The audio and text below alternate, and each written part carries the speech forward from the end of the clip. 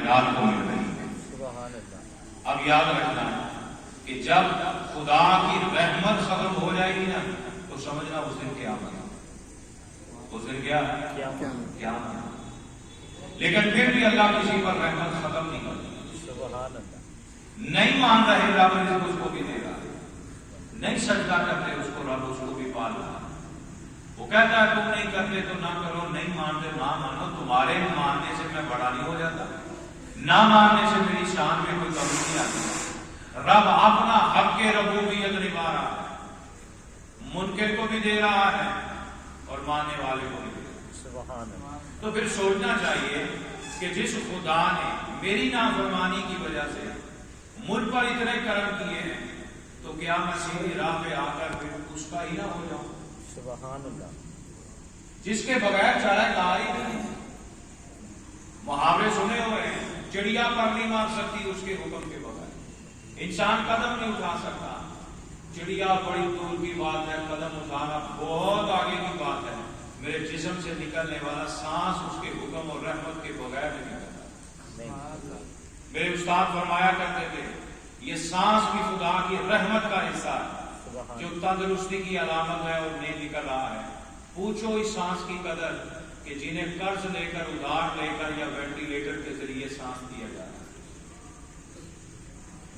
جنہیں مصنوعی سانس کے ساتھ ان کی زندگی چلائی جا رہی ہے، تو یہ سانس بھی خدا تعالیٰ کی کیا رحمت، کیا ہے رحمت۔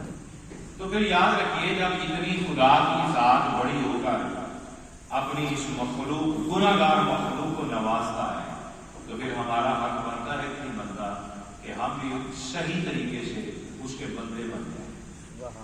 وہ تو خالق ہے، وہ تو مالک ہے۔ اس لیے میرے آقا دو جہاں سید کائنات علیہ السلام نے تمام زندگی لوگوں کو انسانیت کے رشتے سے کھائے کہ آپس میں رحیم بن جاؤ، آپس کے رشتوں کو توڑو نہیں، آپس کے رشتوں کو جوڑو، آپس کے ظلم کو ختم کرو، آپس کی نفرتوں کو ختم کرو، آپس کی محبت کو اجاگر کرو، کیونکہ اللہ پاک کو عبادت کے بعد اگر سب سے زیادہ کوئی محبوب عمل ہے تو وہ انسان کا انسان کے ساتھ محبت کرنا ہے، سبحان اللہ، انسان کا انسان کے ساتھ رحم کرنا ہے، ایک دوسرے کو آسانی دینا ہے، ایک دوسرے کے ساتھ سلوک اچھا کرنا ہے۔ میں کئی جمعوں سے اسی بات کو لے کر تھوڑے تھوڑے نقطوں کو سمجھا رہا ہوں۔ یہ کمی ہے میرے معاشرے کی، آج رواداری نہ ہونے کے برابر ہے، آج دلوں کی نفرتیں میں عروج پا رہی ہے، حسد بڑھ گیا ہے، ایک دوسرے کو یوں کھا دیکھتے ہیں کہ جیسے ابھی شیر کی طرح کسی کو چیر پاڑ کے کھا لینا ہے۔ کوئی طاقت نہیں ہے میرے اندر، ایک بلبلے سے بھی کمزور رشتہ ہے میرے جسم کا اور میری روح کا، جیسے بند ہو جائے یہ لاش ہے، سب غرور درے کے درے رہ جائیں گے، سب طاقتوں کے نشے ختم ہو جائیں گے۔ تو اس کا مطلب ہے اگر اتنا کچھ خدا نے دیا ہے تو اس لیے نہیں کہ دوسرے پہ ظلم کر، یہ طاقت یہ سب کچھ اس لیے خدا نے دی ہے کہ اس کو غریبوں کے لیے استعمال کر، انسان کے رشتوں کو باہم ملانے کے لیے استعمال کر۔ کہتے ہیں کہ جس کے پاس طاقت ہو وہ دوسرے کمزور کو بھی طاقتور کر دیتا ہے۔ یہ طاقت کمزور کو اٹھانے کے لیے ہوتی ہے، طاقت کا نشہ دے کر دوسرے کو دبانے کے لیے نہیں ہوتی۔ میری بات سمجھا رہی؟ بولیے جی۔ یہ دوسروں کو بھی اجاگر کرنے کے لیے ہوتی ہے۔ کہتے ہیں ایک ہوتا ہے اور 2 11 ہوتے ہیں۔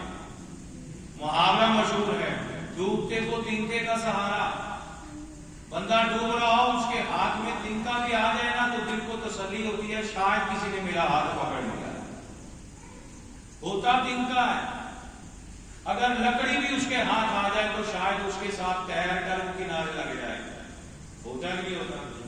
کمزور ڈوبتے ہوئے کی طرح، غریب ڈوبتے ہوئے کی طرح۔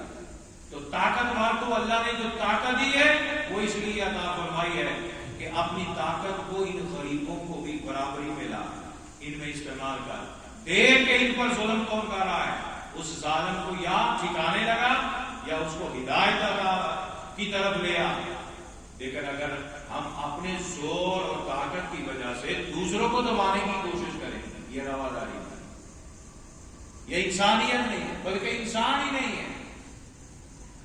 مجھے ایک بچے نے ایک کلپ دکھایا کہ جنگل کے اندر وہ شیر ہے، وہ چیتا ہے، جیسا بھی ہے، وہ ہرن کے پیچھے بھاگا، اس کا ایک بچہ بھی تھا، وہ پیدا ہی ہوا تھا، ہرن اپنی جان بچا کے نکل گیا، لیکن اس کا ابھی پیدا ہونے والا بچہ ہے، تو اس نے اس کو مارا نہیں، اس نے پکڑا نہیں، اپنی زبان سے اس کو صاف کیا، اس کو اٹھا کے اپنی کچار میں لے آیا، اور اس کے کئی دنوں تک وہ چیتا، وہ شیرنی جو تھی، وہ اس کو اپنے ساتھ ماں بن کر اس کو پالتی رہی۔